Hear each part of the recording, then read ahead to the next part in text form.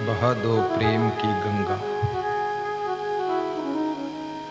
प्रेम शब्द बड़ा महत्वपूर्ण शब्द है। परस्पर प्रेम न हो तो महल में भी मन दुखी रहता है। परस्पर प्रेम हो झोपड़ी में भी महलों जैसा सुख लगता है।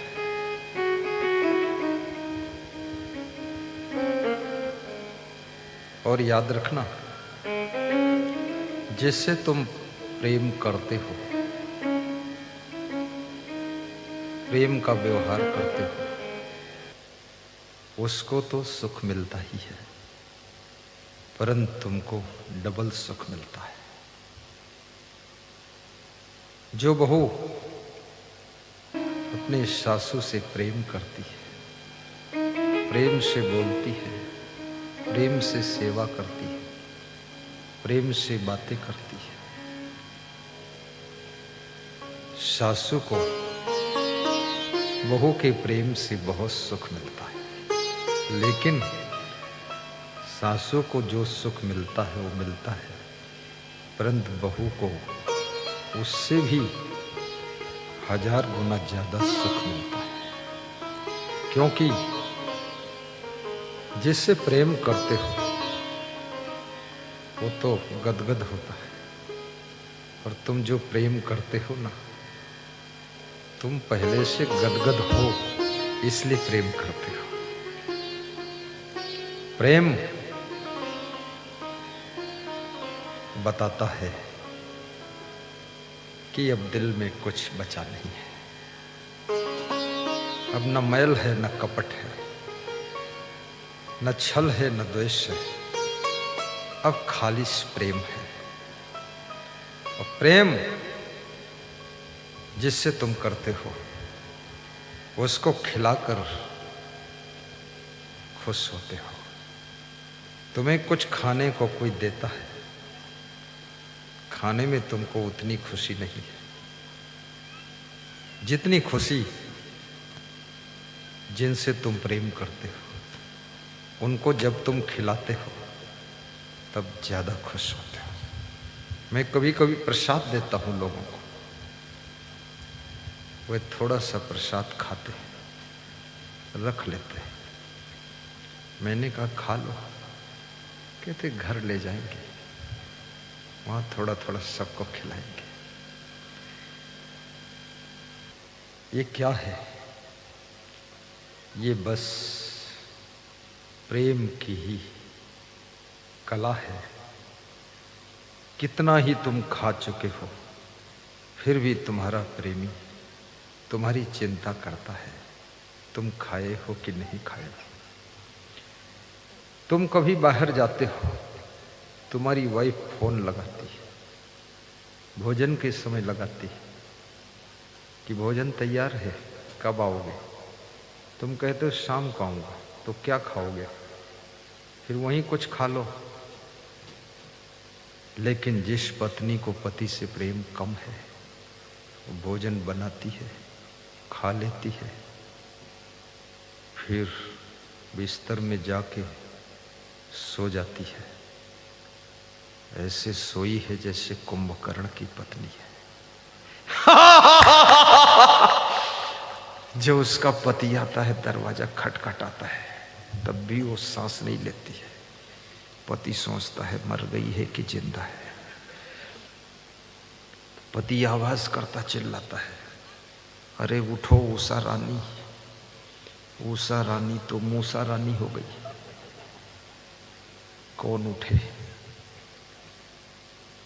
ये प्रेम विहीन जीवन है। ऐसी नारी कभी सुख नहीं पा सकती है, याद रखना। जो पुरुष होटल में खूब रसगुल्ला उड़ाता है, गरम जलेबी और दही खाता है, चोरी से खाता है, न पत्नी को पता है, न माँ बाप को पता है, चुट्टा राम खा रहा है। अब घर में आता है तो लोग खाने को कहते खा लो, तो कहता पेट में कुछ गड़बड़ है, अभी नहीं खाऊंगा। पेट में गड़बड़ है कि तुम्हारे मन में गड़बड़ है? 7 समोसा खाकर आया है बेईमान। ये पति भी प्रेम विहीन है। कैसे तुम चुपके से खाते हो? क्या बात है। फुल प्रेम होगा तो अपनी जबान पर भी कंट्रोल हो जाएगा। मैं सुबह यात्रा में यहाँ आ रहा था तो रास्ते में एक दुकान पड़ी, दुकान वाले फूल चढ़ा रहे थे। तो मैं बड़ा चतुर गुरु हूँ, तो मैंने कहा तुम्हारी दुकान है ये? बोले हाँ। तुमने कि इसमें कोई ऐसी चीज है जिससे प्यास बुझ जाए? तो बोला पानी ले आऊं? मैंने कहा मेरे पास पानी है, कुछ और हो चूसने वाली? तो संतरा जैसी बनावट की गोली लाया। तो वो भी चतुर था, वो समझ गया, पूरा डब्बा दे दिया। डब्बा में तो 100 गोली थी। तो मैंने डब्बा से निकालकर एक साधु को दिया, 20-25 गोली। हमने कहा साधुओं को 1-1 गोली दे दो और कोई भगत हो उसको भी दे दो। फिर मैंने भी 1 गोली चूसा तो उससे लार खूब बनी। बाकी कुछ हुआ कि नहीं हुआ, लेकिन लार बनी। लार से मुंह भर गया। तो लार जब घूंटा तो गला जो सूख रहा था ना, वो गीला हो गया। तो मैंने सोचा एक और डाल दूं, तो एक और डाला तो और डबल लार बनी। अब डालते ही रहोगे तो लार के बजाय कुछ और भी बन जाएगा। कंट्रोल करो। लेकिन शिष्यों का भी ख्याल रखा मैंने। एक भगत था शरद यादव, राजनांदगांव डोगरगढ़ से आया था। उसको बुलवाया कमांडो से कि जाओ बुला के लाओ। लाल शर्ट है, कंधे पर सफेद गमछा है, शरद यादव नाम है, लाओ। पता नहीं वो शरद यादव को बुलाया, किसको बुलाया, वो आया ही नहीं। तो एक पकड़े था, मैं उसको दे दूंगा, नहीं आया। तो मैं कहा क्या करूं? तो जो मेरे ऊपर चंवर डुला रहा था संत, हमने कहा तू और मैं मिलके आधा आधा खा लो। तो मैं आधा तोड़ के दांत से काट के खाया, आधा उसको देने लगा। तो चिड़िया जैसा मुंह फैलाया उसने कि मुंह में ही डाल दो। तो उसके मुंह में डाल दिया। मैं मुंह में भी डाल देता हूँ, भगत के मुंह में बर्फी डाल देता हूँ। क्योंकि देखिए ये सब जिंदगी प्रेम की है। न पाथरवाड़ा में सुख है, न परसवाड़ा में सुख है, न गाडरवाड़ा में सुख है, और न तो लखीमपुर सीतापुर में सुख है, न नेपाल बॉर्डर में सुख है, न आश्रम में सुख है, न घर में सुख है, न ससुराल में सुख है, न पत्नी में सुख है, न पति में सुख है, न चेला में सुख है, न गुरु में सुख है, न धन में सुख है। सुख यदि है तो आपस के प्रेम में है, आपस के प्रेम में। इसलिए आपस में प्रेम से रहा करो। प्रेम से कैसे रहोगे? प्रेम खत्म कैसे होता है? चिंता इस बात की है। सारी दुनिया कह रही प्रेम से रहो, प्रेम से रहो, प्रेम से रहना चाहिए, और प्रेम से ये है, प्रेम से वो है। कौन प्रेम से रहता है? प्रेम खत्म हो जाता है। दारू पियोगे, परिवार के सदस्यों का प्रेम आपके प्रति खत्म हो जाएगा। बीड़ी पियोगे, तंबाकू खाओगे, गांजा खाओगे, प्रेम 10% कम हो जाएगा। आलस्य करोगे, 5% प्रेम और खत्म हो जाएगा। बहुत गुस्सा करोगे, 2% प्रेम खत्म हो जाएगा। चोरी चपारी करोगे, बदतमीजी, तो 20% प्रेम खत्म हो जाएगा। और दूसरों का ख्याल नहीं करोगे तो भी प्रेम खत्म हो जाएगा। बेईमानी से प्रेम नहीं चलता। प्रेम कुर्बानी मांगता है, बेईमानी नहीं। प्रेम बलिदान मांगता है, नादान नहीं। प्रेम बहुत समझदार है। प्रेम के लिए त्याग करना पड़ता है। अपने सुख का, अपनी सुविधा का, अपनी आराम का त्याग करना पड़ता है। ऐसे प्रेम नहीं फालतू समझो आकाश से बादल से प्रेम बरस जाएगा। है, बादल से प्रेम नहीं बरसता, बादल से पानी बरसता है, और बादलों से पत्थर बरसते। पानी भी बरसता, पत्थर ओले गिरते, खोपड़ी फूट जाएगी तुम्हारी। बात समझने की है। उल्टा पलटा काम करोगे प्रेम मर जाएगा। चाहे गुरु हो चाहे चेला हो, अपना सुख। कल मैं यहाँ आया, आप लोग रात भर जागे हमारे लिए, 12 बजे रात तक जागे कि नहीं जागे? आप 9 बजे सो जाते हैं, 8 बजे सो जाते हैं, 10 बजे सो जाते हैं। हमारे प्रेम में ही तो जागे थे आप। किस लिए जागे? कौन जगा रहा था? प्रेम जगा रहा था। किसका प्रेम? गुरु जी का प्रेम। तो गुरु जी को क्या करना चाहिए? उस प्रेम की कीमत तो समझना चाहिए ना। फालतू थोड़े कोई जाग रहा है, आपके प्रेम में जाग रहे हैं। जब ये जाग रहे प्रेम में तो गुरु जी भी जागे प्रेम में। कोई बोलता जरा यहाँ चरण रख दो, वो राइस मिल वाले कह रहे थे हमारे यहाँ चरण रख दो, वहाँ भी चला गया मैं। फिर थोड़ा बैठ के प्रवचन भी सुनाया सोनी जी के यहाँ, आनंद आ गई रात में ही। हमने सोचा जब गांव जाग रहा है तो गुरु जी को क्या चिंता है, तुम भी जाग लो और सवेरे किसी से बताओ मत, देर तक सो लो। कोई पूछे सुबह कब जागे तो बोल दो ब्रह्म मुहूर्त में जागे। और कब जागे? तो ब्रह्म मुहूर्त कब होता है? बोले जब जागते तभी वो ब्रह्म मुहूर्त होता है। सो जाओ चुपके से। अरे सोने में कौन पाप है? आप पूरी नींद कर लो। 6 बजे तक सो लिए, 6:30 तक सो लिए। कोई साधु तो 6:45 तक नंबर मारा है। भगत से भी बोल दिया था तुम सो जाओ, लेकिन भगत को हमसे ज्यादा प्रेम था तो वो ज्यादा नहीं सोया, उठ गया। पर आज उसको सुला दूंगा, पूरा घर सो जाओ। क्योंकि देखिए प्रेम तुम्हारे सोने की भी फिक्र करता है, जागने की फिक्र करता है। प्रेम तुम्हारे खाने पीने की फिक्र करता, कपड़ों की फिक्र करता है। प्रेम तुम्हारी फिक्र करता है, और जहां फिक्र है एक दूसरे की वहां पर प्रेम जिंदा रहता है, जिंदा रहता है। बोलिए सदगुरु भगवान की जय। इसलिए अपने घर की माताओं बहनों की फिक्र रखो, बूढ़े सास ससुर की भी फिक्र रखो, बहुओं की फिक्र रखो, बेटियों की फिक्र रखो, बेटों की फिक्र रखो, माता पिता की फिक्र रखो। लापरवाही मत करो। ये मत सोचो कोई खाया कि नहीं खाया है, अंधाधुंध खा के सो रहे, बाल्टी भर दाल पी लिया सो रहे। नहीं, सबकी फिक्र रखो। मुझे भोजन जब परोसते हैं ना, अगर रसोई के पास खाता हूँ तो कढ़ाई में निकालते हैं वो सब्जी, तो अगर चमचा लड़ गया कढ़ाई में, खड़खड़ आवाज आ गई, तो मैं समझ जाता हूँ सब्जी खत्म हो गई। क्योंकि खड़बड़ाया क्यों ये? तो बस फिर नहीं लेता हूँ, बोल देता हूँ रहने दो, पूरा हो गया। क्योंकि मैं समझ गया अगर फिर भी डबल खाओगे तो फिर कढ़ाई में ख़त्म हो जाएगी, तो खिलाने वाले बनाने वाले को मिलेगी नहीं। तो उसकी भी फिक्र रखो जिसने फिक्र करके तुम्हारे लिए बनाया है। कितने पति लोगों को फिक्र ही नहीं है, पूरे खा जाएंगे। पत्नी कढ़ाई लेकर बैठती है, चाटती है कि इस कुछ बचे ही नहीं। बचेगा क्या? पति तुम्हारे कुंभकर्ण है। ऐसा नहीं होना चाहिए। वाइफ का भी ख्याल रखो, मेहमानों का ख्याल रखो। मेहमान को भी चाहिए घर वालों का ख्याल रखे। जो कुछ लोग दे दे सब खा जाओ, ऐसा नहीं। थोड़ा दूसरों का ध्यान भी रखो। और जो दूसरों का ध्यान रखता है वो प्रेम का सागर होता है, प्रेम का सागर होता है, प्रेम का सागर होता है।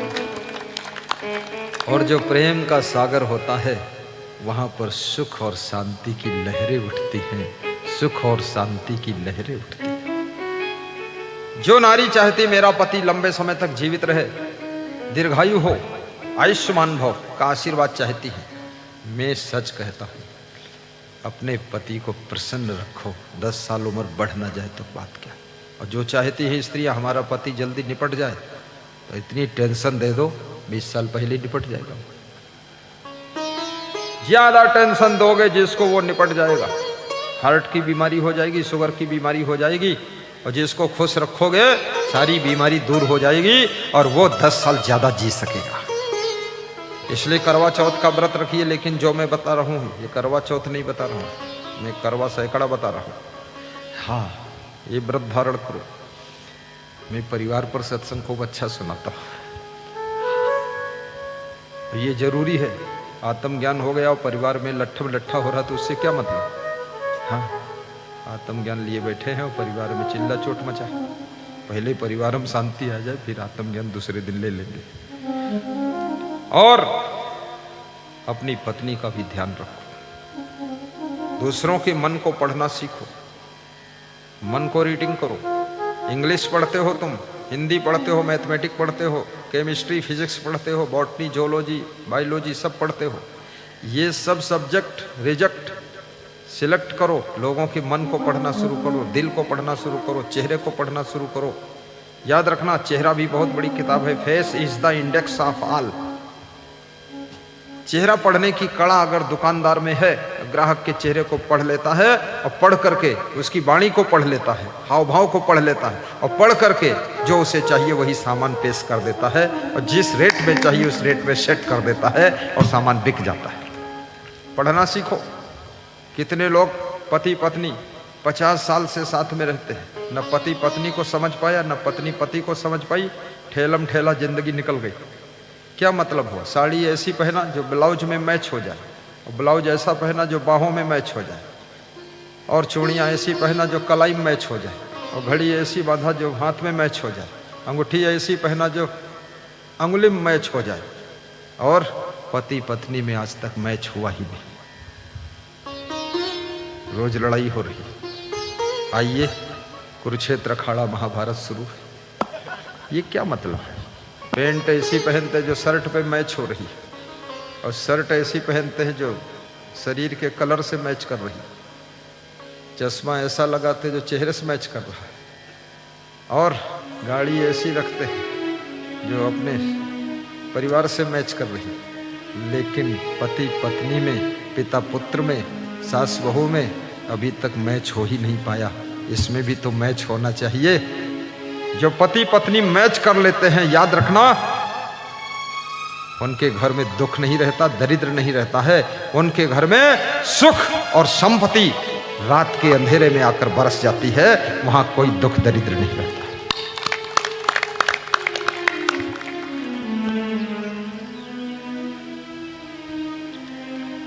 तालमेल बिठाना पड़ता है। तालमेल किसी से बैठता ही नहीं, क्योंकि हमारा मन अलग, तुम्हारा मन अलग, तुम्हारे विचार अलग, हमारे विचार अलग, तुम्हारा स्वभाव अलग, हमारा स्वभाव अलग, तो तालमेल कैसे बैठेगा? तालमेल बिठाना पड़ता है, सेटिंग करना पड़ता है। ईंट और सीमेंट, मोरंग और रेत, छड़ आदि सब सेटिंग से बिठाते चले जाओ तो मकान बन जाता है, भवन बन जाता है, मल्टी बिल्डिंग बन जाती है। और सेटिंग से बिठा ना पाओ तो सब कबाड़ा पड़ा रहता है। इसलिए याद रखना, जिंदगी भी सेटिंग से बिठा लोगे तो भवन नहीं, जिंदगी प्रेम का भवन हो जाएगी, सुख का सदन बन जाएगी और जिंदगी शांति का सागर बन जाएगी। इसलिए आपस में सेटिंग बिठाना सीखो। बोलिए सदगुरु भगवान की जय। अलग होने की कोशिश मत करो।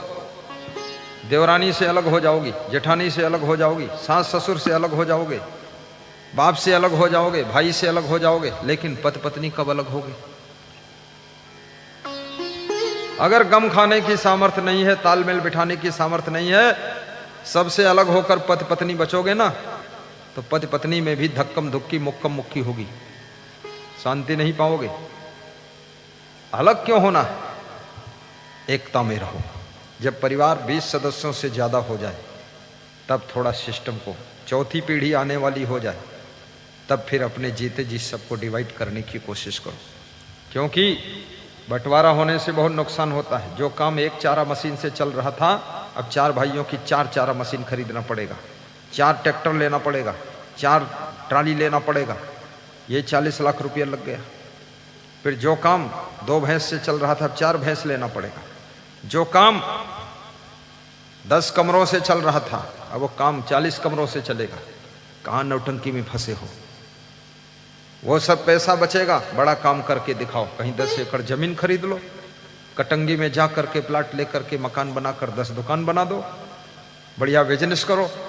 लेकिन तुम घर की लड़ाई से फुर्सत पाओ तब तो कटंगी में जाओ। तुम तो काटा कूटी घर ही में शुरू करो, कटंगी कब जाओगे? सहनशीलता बढ़ाइए, परस्पर तालमेल बनाइए, गम खाइए।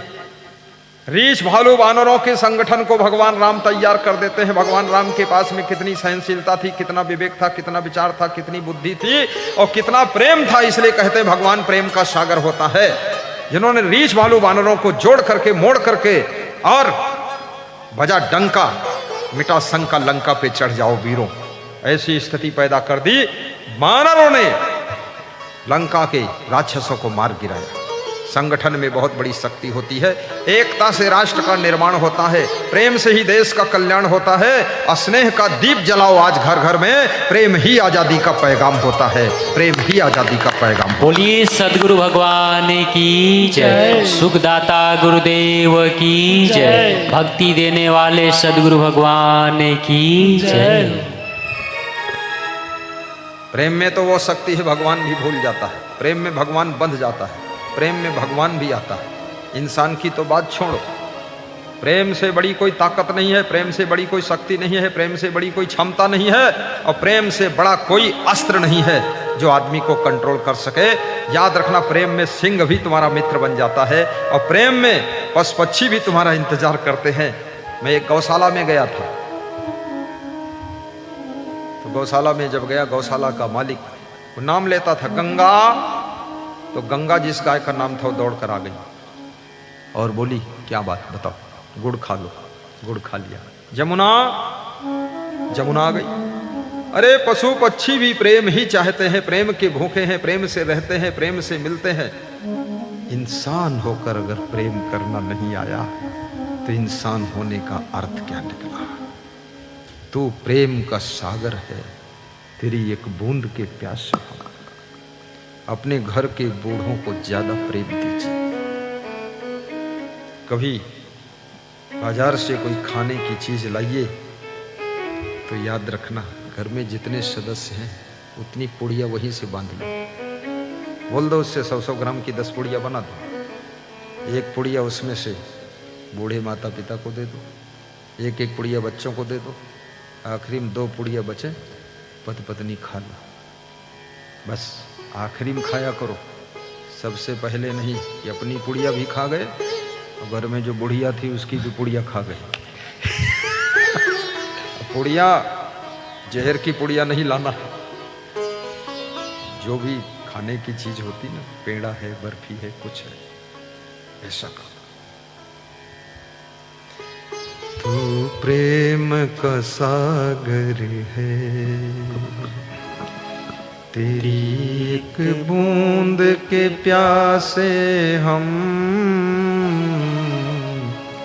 तू प्रेम का सागर है,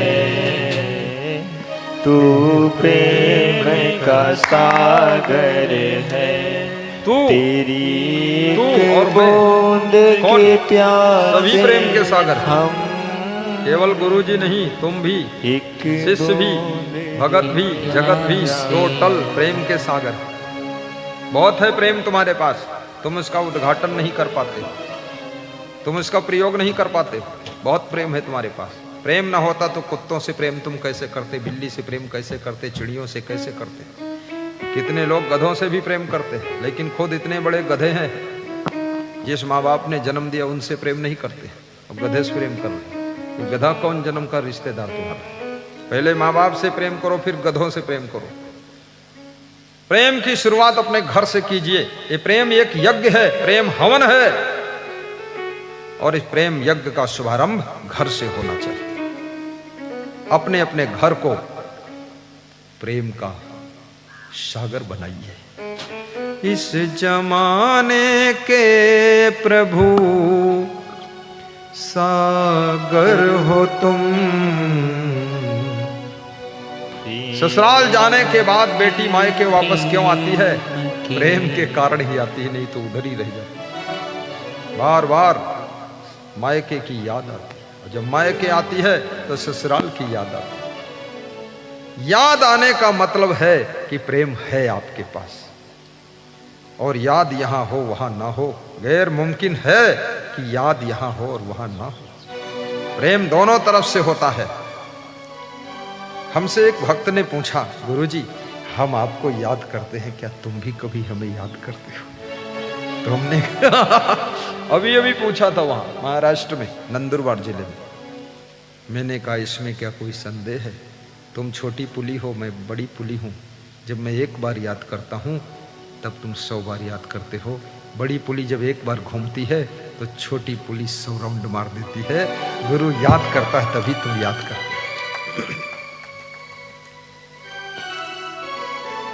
इस जमाने के प्रभु सागर हो तुम। गाइए इस विजय कुमार जमाने के प्रभु राज बिठले सागर हो तुम। प्रेमियों के प्रेम के सागर हो तुम। प्रेमियों के प्रेम के सागर हो तुम। सारे प्रेमी सर झुकाने आ गए। सारे प्रेमी सर झुकाने आ गए। बात दिल की हम सुनाने आ गए। तेरे दर पे सर झुकाने आ गए। तेरे दर पे सर झुकाने आ गए। बात दिल की हम सुनाने आ गए। बात दिल की हम सुनाने आ गए। अभी मैंने क्या बोला?